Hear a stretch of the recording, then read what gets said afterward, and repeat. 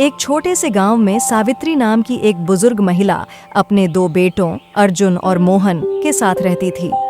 दोनों बेटों की शादी हो चुकी थी। बड़ी बहू का नाम कविता था और छोटी बहू का नाम राधा था। बाहर से यह परिवार बहुत खुश दिखाई देता था, लेकिन घर के अंदर ईर्ष्या और शक की आग धीरे धीरे सुलग रही थी। सुबह का समय था, रसोई में चूल्हा जल रहा था। राधा रोटियां बना रही थी और कविता उसके पास बैठी हुई थी। राधा, आज फिर इतनी सुबह उठ गई? लगता है तुम्हें चैन से सोना पसंद ही नहीं है, या फिर तुम चाहती हो कि माँ जी और पूरे गांव को लगे कि तुम सबसे अच्छी बहू हो। दीदी, मैं तो बस अपना काम कर रही हूँ। घर के काम समय पर हो जाएं तो सबको आराम रहता है। इसमें दिखावा कहाँ से आ गया? तुम्हारी बातें सुनने में बहुत सीधी लगती हैं, लेकिन मैं इतना जरूर जानती हूँ कि कोई भी इंसान बिना मतलब इतना अच्छा नहीं बनता। अगर किसी का दिल साफ हो तो उसे बार बार सफाई देने की जरूरत नहीं पड़ती। और अगर किसी के मन में कोई छिपा हुआ मतलब हो तो वो हमेशा मीठी मीठी बातें करता है। राधा कुछ नहीं बोली, वह चुपचाप अपना काम करती रही। राधा की यही आदत कविता को सबसे ज्यादा परेशान करती थी। उसे लगता था कि राधा धीरे धीरे पूरे परिवार का दिल जीत रही है। कुछ देर बाद कविता पानी लेकर सावित्री के कमरे में पहुंची। माँ जी, लीजिए पानी पी लीजिए। वैसे आपने कुछ खाया भी नहीं होगा। खाया तो नहीं है बहू, लेकिन तेरा ये प्यार देखकर मन खुश हो गया। भगवान तुम्हें हमेशा खुश रखे। राधा भी धीरे धीरे कमरे के अंदर आई। माँ जी, ये लीजिए, मैंने आपके लिए गर्मा गर्म खाना तैयार किया है। खाकर बताइए कैसा बना है। राधा, तू हर समय मेरी चिंता क्यों करती रहती है? आप हमारी माँ जैसी हैं। आपकी सेवा करना हमारा कर्तव्य है। भगवान करे तुम दोनों हमेशा मिलकर रहो। मेरी सबसे बड़ी चिंता यही है कि मेरे बाद ये घर बिखरना नहीं चाहिए। माँ की बातों को सुनकर दोनों बहुओं ने मुस्कुराकर सिर झुका दिया, लेकिन दोनों के मन में अलग अलग विचार चल रहे थे। उधर अर्जुन और मोहन खेत में बैठकर बातें कर रहे थे। भैया, कभी कभी लगता है जिंदगी बस संघर्ष का दूसरा नाम है। संघर्ष तो रहेगा ही, लेकिन अगर घर में शांति हो तो हर परेशानी छोटी लगती है। माँ बूढ़ी हो रही हैं। मुझे डर लगता है कि कहीं उनके बाद घर में कोई परेशानी ना हो जाए। जब तक हम दोनों भाई साथ हैं, कुछ नहीं होगा। दोनों भाई बहुत खुश थे, लेकिन उन्हें क्या पता था कि घर के अंदर एक ऐसा तूफान पल रहा है जो जल्द ही सबको हिला देगा। राधा, मैं तुमसे एक बात पूछना चाहती हूँ। जी दीदी, जरूर पूछिए। क्या पूछना चाहती हैं? राधा, अगर कल को माँ जी अपनी जमीन या गहने किसी एक बहू को दे दें तो तुम्हें कैसा लगेगा? दीदी, मुझे कोई फर्क नहीं पड़ेगा। जो भी फैसला माँ जी करेंगी वही सही होगा। तुम्हें फर्क क्यों पड़ेगा? तुम तो हर समय उनके साथ रहती हो। तुम्हें सब कुछ मिल जाए तो कोई हैरानी की बात नहीं होगी। दीदी, मैं माँ जी की सेवा किसी लालच में नहीं करती। ये बात तुम कह रही हो, लेकिन मैं सब समझती हूँ। कभी कभी इंसान दूसरों में वही देखता है जो उसके अपने मन में होता है। यह सुनकर कविता का चेहरा उतर गया। दोनों आपस में बातें कर ही रही थीं कि तभी खेत से काम करके अर्जुन और मोहन घर लौट आए। दोनों काफी थके हुए लग रहे थे। अरे राधा, खाना तैयार हो गया क्या? थोड़ी देर में हमें वापस खेत पर भी जाना है। हाँ जी, खाना लगभग तैयार है। बस रोटियां उतार रही हैं। आप दोनों हाथ मुंह धो लीजिए, मैं अभी खाना लगा देती हूँ। ठीक है बहू, जल्दी ले आना। मालिक ने ज्यादा देर रुकने की इजाजत नहीं दी है। जी भैया, आप चिंता मत कीजिए, सब तैयार है। यह देखकर कविता के मन में फिर से जलन पैदा होने लगी। अरे वाह, ये राधा कितनी चालाक है। हर समय सबके सामने ऐसे दिखाती है जैसे पूरे घर का काम अकेले वही करती हो। लोगों को अच्छा बनने का नाटक करना तो कोई इससे सीखे। अरे कविता, क्या सोच रही हो? जाओ राधा की मदद कर दो, जल्दी खाना लग जाएगा। कविता मन मारकर रसोई में चली गई। कुछ देर बाद सब लोग एक साथ बैठकर खाना खाने लगे। खाना खाने के बाद अर्जुन और मोहन फिर खेत जाने की तैयारी करने लगे। बर्तन धोते समय कविता ने राधा से कहा, राधा, मुझे तुमसे कोई कोई दुश्मनी नहीं है, लेकिन एक बात मुझे बिल्कुल अच्छी नहीं लगती। क्या बात है दीदी? तुम अपने पति की सेवा करो, उनका ध्यान रखो, इसमें मुझे कोई परेशानी नहीं है, लेकिन मुझे ये पसंद नहीं कि तुम हर समय मेरे पति का भी इतना ख्याल रखो। दीदी, आप कैसी बातें कर रही हैं? मैं तो उन्हें बड़े भाई की तरह सम्मान देती हूँ। राधा के इतना कहते ही कविता मन ही मन सोचने लगी, ओह, बड़ी आई इज्जत करने वाली। सब पता है मुझे, सबके सामने अच्छी बनने का दिखावा करती है ताकि एक दिन पूरे घर पर अपना अधिकार जमा सके। लेकिन मैं भी सब देख रही हूँ, इतना सीधा बनना कोई साधारण बात नहीं है। दीदी, बातें तो बहुत हो गई। चलिए, घर के कुछ काम अभी बाकी हैं, उन्हें भी पूरा कर लेते हैं। दोनों अपने अपने काम में लग गईं। लेकिन कविता के मन का शक खत्म होने की बजाय और बढ़ता जा रहा था। शाम का समय था, सूरज ढल चुका था। आंगन में हल्की ठंडी हवा चल रही थी। सावित्री अपनी खाट पर बैठी कुछ सोच रही थी। तभी उसने दोनों बहुओं को अपने पास बुलाया। बेटियों, कई दिनों से मैं तुम दोनों को ध्यान से देख रही हूँ। पहले तुम दोनों के बीच जो अपनापन और प्यार था, वो अब दिखाई नहीं देता। मुझे लगता है कि तुम दोनों के मन में एक दूसरे के लिए कुछ ना कुछ खटास जरूर आ गई है। माँ जी, मैं तो हमेशा इस घर का भला चाहती हूँ। अगर फिर भी मुझसे कोई गलती हुई हो तो मुझे माफ कर दीजिए। मेरा कभी किसी का दिल दुखाने का इरादा नहीं रहा। माँ जी, मेरी तरफ से भी ऐसा कुछ नहीं है। मैं तो हमेशा यही चाहती हूँ कि इस घर में शांति बनी रहे। बेटियों, घर को बाहर वाले लोग नहीं तोड़ते, घर को अंदर की ईर्ष्या, शक और तुलना तोड़ती है। जिस दिन इंसान अपने ही घर के लोगों से मुकाबला करने लगे, उसी दिन रिश्तों की नींव कमजोर होने लगती है।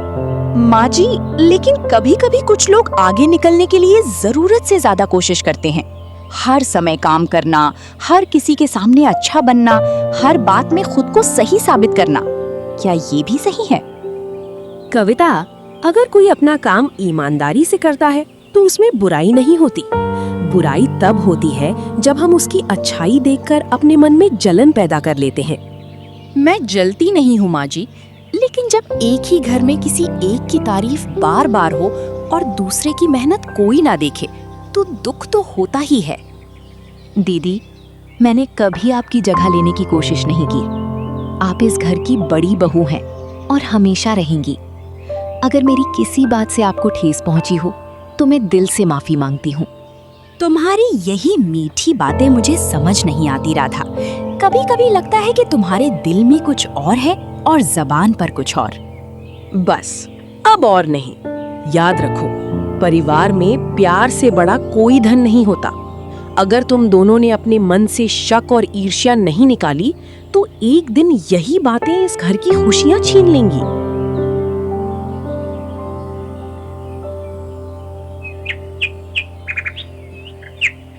अगली सुबह सावित्री मंदिर गई। उसने भगवान के सामने हाथ जोड़कर प्रणाम किया और अपने परिवार की खुशहाली की प्रार्थना करने लगी। पूजा खत्म होने के बाद वह मंदिर के बाहर बैठ गई। तभी गांव की कुछ औरतें उसके पास आकर बातें करने लगीं। काकी, आपकी छोटी बहू राधा बहुत ही शांत स्वभाव की है। मैंने सुना है कि वो अपने परिवार से बहुत प्रेम करती है और आपकी सेवा भी पूरे मन से करती है।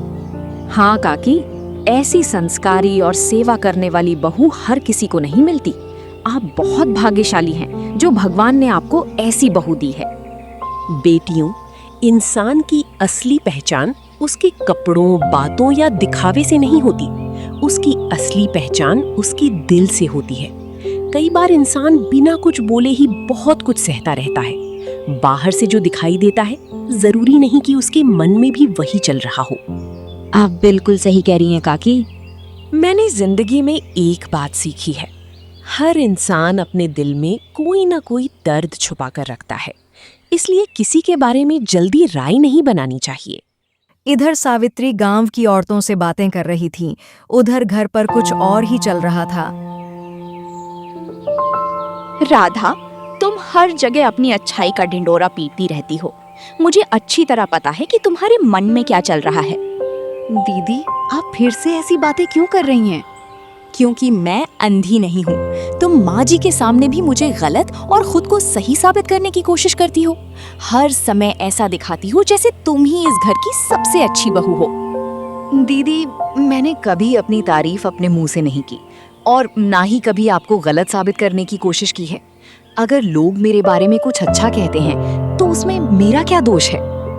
दोष है क्योंकि तुम सबके सामने इतनी सीधी और भोली बनती हो कि लोग तुम्हारी असलियत देख ही नहीं पाते। अगर मेरा दिल साफ है तो मुझे किसी को अपनी सच्चाई साबित करने की जरूरत नहीं है। और जहाँ तक आपकी बात है, मैंने हमेशा आपको अपनी बड़ी बहन माना है। राधा, एक दिन तुम्हारा असली चेहरा सबके सामने जरूर आ जाएगा। तब माँ जी और इस घर के बाकी लोगों को भी पता चल जाएगा कि जिसे वे इतनी ईमानदार और सीधी साधी समझती हैं, वो असल में कितनी लालची और चालाक औरत है। दीदी, शायद एक दिन ऐसा जरूर आएगा जब सच्चाई सबके सामने होगी, लेकिन उस दिन आपको भी एहसास होगा कि आपका शक आपको सच से कितनी दूर ले गया था। दोनों की बातें यहीं खत्म हो गईं, लेकिन उनके मन में चल रहा संघर्ष खत्म नहीं हुआ। रात हो चुकी थी। पूरे परिवार ने एक साथ बैठकर खाना खाया। खाना खाते समय कोई ज्यादा बात नहीं कर रहा था, जैसे घर के हर सदस्य को महसूस हो रहा था कि कुछ बड़ा होने वाला है। खाना खत्म होने के बाद सभी अपने अपने कमरों में चले गए। धीरे धीरे पूरे घर में सन्नाटा छा गया, लेकिन उस रात राधा की आंखों में नींद नहीं थी। वह चारपाई पर बैठी छत की ओर देख रही थी। आज मुझे सच जानना ही होगा। बरसों से जिस सवाल का जवाब ढूंढ रही हूँ, शायद वो आज मिल जाए। सभी सो चुके हैं, यही सही मौका है। अब मैं और इंतजार नहीं कर सकती। इतना सोचकर राधा धीरे धीरे चारपाई से उठी। उसने ध्यान रखा कि उसके कदमों की आहट किसी को सुनाई न दे। वह दबे पांव सावित्री के कमरे की ओर बढ़ने लगी, लेकिन उसे क्या पता था कि कविता अब भी पूरी तरह सोई नहीं थी। जैसे ही राधा कमरे से बाहर निकली, कविता की आंख खुल गई। इतनी रात को ये कहाँ जा रही है? जरूर कुछ गड़बड़ है। मैं पहले से ही कहती थी कि इसके मन में कोई राज छिपा हुआ है। आज पता चल ही जाएगा। कविता भी चुपचाप राधा के पीछे चल पड़ी। उधर राधा सावित्री के कमरे तक पहुंच चुकी थी। कमरे में हल्की रोशनी जल रही थी। सावित्री गहरी नींद में सो रही थी। कमरे के एक कोने में वर्षों पुराना लकड़ी का संदूक रखा था। वही संदूक जिसे सावित्री ने कभी किसी को छूने तक नहीं दिया था। राधा की धड़कनें तेज हो गईं। शायद इसी संदूक में मेरे अतीत का सच छिपा है। शायद आज मुझे पता चल जाएगा कि मेरे पिता के साथ आखिर हुआ क्या था। कांपते हाथों से राधा संदूक के पास बैठ गई। उसने एक गहरी सांस ली और धीरे धीरे संदूक का ढक्कन उठाने लगी। उसी समय दरवाजे के बाहर खड़ी कविता सब कुछ देख रही थी। जैसे ही राधा ने संदूक का ढक्कन खोला, दरवाजे पर खड़ी कविता से रहा नहीं गया। रुको राधा, तुम ये क्या कर रही हो? माँ जी, उठिए, देखिए ये राधा क्या कर रही है। कविता की आवाज सुनकर पूरे घर की नींद टूट गई। सावित्री घबराकर उठ बैठी। अर्जुन और मोहन भी भागते हुए कमरे में आ गए। राधा, तुम यहाँ क्या कर रही हो? आधी रात को माँ के कमरे में आने की क्या जरूरत थी? और ये संदूक क्यों खुला हुआ है? मैं तो पहले से कहती थी कि इसके मन में कुछ ना कुछ तो जरूर चल रहा है। ये यहाँ चोरी करने आई थी, वरना इतनी रात को इसे इस संदूक से क्या काम हो सकता है? नहीं दीदी, आप गलत समझ रही हैं। मैं चोरी नहीं कर रही थी। तो फिर इतनी रात को संदूक क्यों खोल रही थी? बताओ, आखिर इसमें ऐसा क्या था जिसे देखने के लिए तुम सबके सोने का इंतजार कर रही थी? कमरे में तनाव बढ़ता जा रहा था। तभी सावित्री ने ऊंची आवाज में सबको रोक दिया। बस, बहुत हो गया। अब एक भी शब्द कोई नहीं बोलेगा। तुम लोग बिना पूरी बात जाने बहस कर रहे हो। किसी को कुछ पता नहीं है, फिर भी सब अपने अपने फैसले सुनाए जा रहे हैं। राधा यहाँ चोरी करने नहीं आई थी। वो तो उस सच को खोज रही थी जो कई सालों से उसके दिल में जहर बनकर पल रहा है। कौन सा सच? बेटी, तुम्हारे पिताजी को हमारे परिवार ने नहीं, बल्कि एक लालची जमींदार ने धोखा दिया था। लेकिन माँ जी, मेरे पिताजी तो आखिरी समय तक यही कहते रहे कि उन्हें उनके सबसे करीबी दोस्त ने धोखा दिया है। क्योंकि उन्हें भी झूठ बताया गया था। असली अपराधी कोई और था।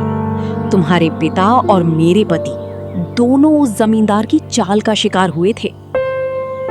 इतना कहकर सावित्री ने संदूक के अंदर रखे पुराने कागजात बाहर निकाले।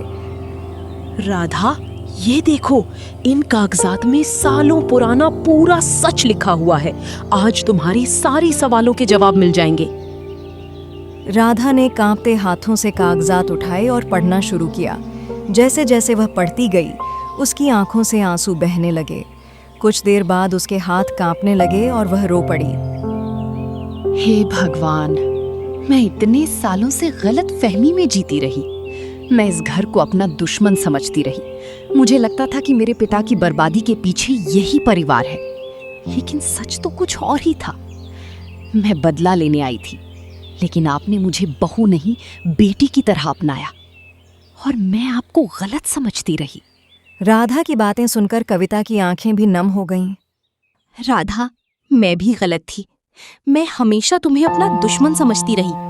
मुझे लगता था कि तुम सबकी नजरों में अच्छा बनने का नाटक करती हो, लेकिन आज समझ आया कि तुम्हारे दिल में कितना बड़ा दर्द छिपा हुआ था। दीदी, अगर मुझसे कोई गलती हुई हो तो मुझे माफ कर दीजिए। नहीं राधा, माफी तो मुझे मांगनी चाहिए। मैंने तुम्हें बिना समझे ही दोषी मान लिया था। बस बेटियों, अब पुरानी बातों को यहीं खत्म कर दो। आज से इस घर में कोई नफरत नहीं होगी, कोई शक नहीं होगा। जो हुआ उनसे यहीं दफना दो। हाँ माँ जी, आज से मेरे दिल में किसी के लिए कोई शिकायत नहीं रहेगी। और मैं भी वादा करती हूँ कि अब कभी शक को अपने रिश्तों के बीच नहीं आने दूंगी। मॉरल दोस्तों, इस कहानी से हमें यही सीख मिलती है कि सुनी सुनाई बातों पर विश्वास करके किसी को दोषी नहीं ठहराना चाहिए, क्योंकि कई बार जो सच दिखाई देता है, असली सच उससे बिल्कुल अलग होता है। शक रिश्तों को तोड़ देता है, लेकिन विश्वास उन्हें जोड़ देता है। और याद रखिए, नफरत और बदले की आग में जलने वाला इंसान सबसे ज्यादा खुद को नुकसान पहुंचाता है, लेकिन माफी और सच्चाई हर टूटे हुए रिश्ते को फिर से जोड़ सकती है। गलत फहमी में लिया गया बदला हमेशा पछतावे में बदल जाता है। तो दोस्तों, आपको यह कहानी कैसी लगी हमें कमेंट करके ज़रूर बताइए। अगर आपको यह वीडियो पसंद आई हो तो वीडियो को लाइक करें, अपने दोस्तों के साथ शेयर करें और ऐसे ही दिलचस्प और भावनात्मक कहानियों के लिए हमारे चैनल को सब्सक्राइब करना न भूलें। मिलते हैं अगली शानदार कहानी में। धन्यवाद।